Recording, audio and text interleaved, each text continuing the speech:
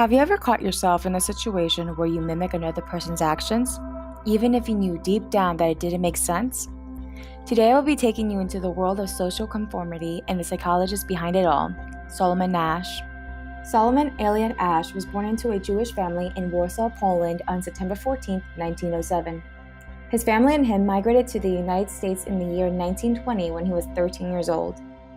They resided in the Lower East Side of New York, which was considered to be a sanctuary for Jewish, Italian, and Irish immigrants.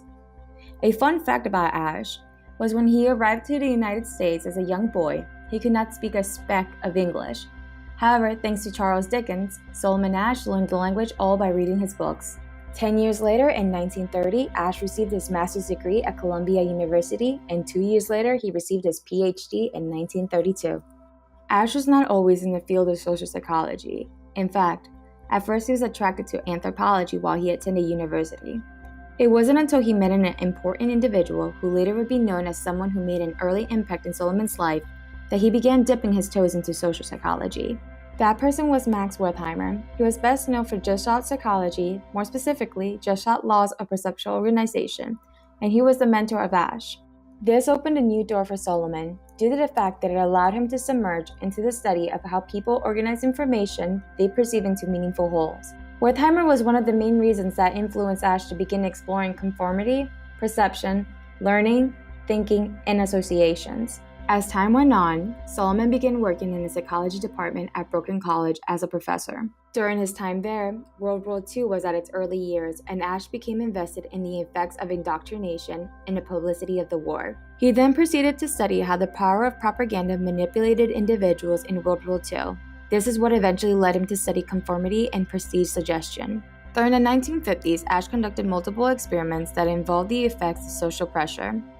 More specifically, in the year 1951, while working as a professor at Swarthmore College, Solomon Asch conducted his first and most famous laboratory test, the Asch line conformity experiment. This conformity experimentation was based on Asch's idea that an individual would adapt to their fundamental perception if the majority of people thought otherwise. The goal of the test was to see to what degree would a person give in to social pressure from a bulk of individuals. Each group within the experiment involved 8 students who were male. However, 7 of the men were Confederates and there was only one real participant. The procedure of the test consisted of all of the men to be seated at a long table where they would be shown 2 cards. Visible on one card was a single vertical line, while the other card had 3 vertical lines all contrasting in length. The single vertical line on the first card was identical to the one of the 3 vertical lines in the second card. However, the catch was the 7 Confederates were instructed to incorrectly answer the question of which of the 3 lines matched the single line on the first card. This was done purposely in order to see if the one participant would also give the same incorrect answer due to the popular vote. The outcome of the experiment gave shocking results, as the participants would time after time conform with the majority of the individuals in the room. Asch perfectly summed it up in a statement he made in his article. The tendency to conformity in our society is so strong that reasonable, intelligent, and well-meaning young people are willing to call white, black is a matter of concern.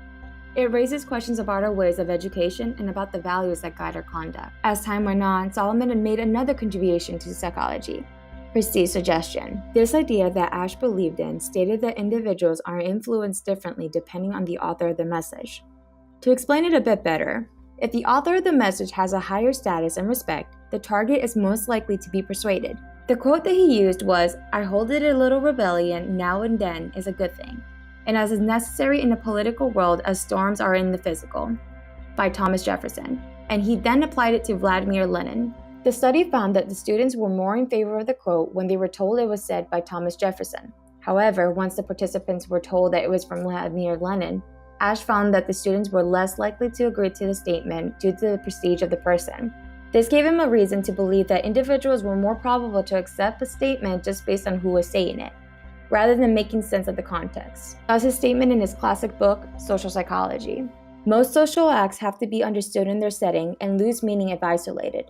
No error in thinking about social facts is more serious than failure to see their place and function. Solomon Asch's experiments were a great contribution and influence to psychology. Due to the insight that was given, people are now more informed on the effects of social pressure on behavior and how people conform. Asch also influenced another great psychologist who wound up creating a stunning experiment, and his name was Stanley Milgram. He went on creating the shocking experiment that studied the obedience of a person. And just like Asch's conformity experiment, the individuals ended up going against their fundamental beliefs. Sadly, on the 20th of February 1996, Solomon Asch passed away. I will now leave you off to think about what you have learned today with a famous quote from Solomon Asch. The human mind is an organ for the discovery of truths rather than of falsehoods.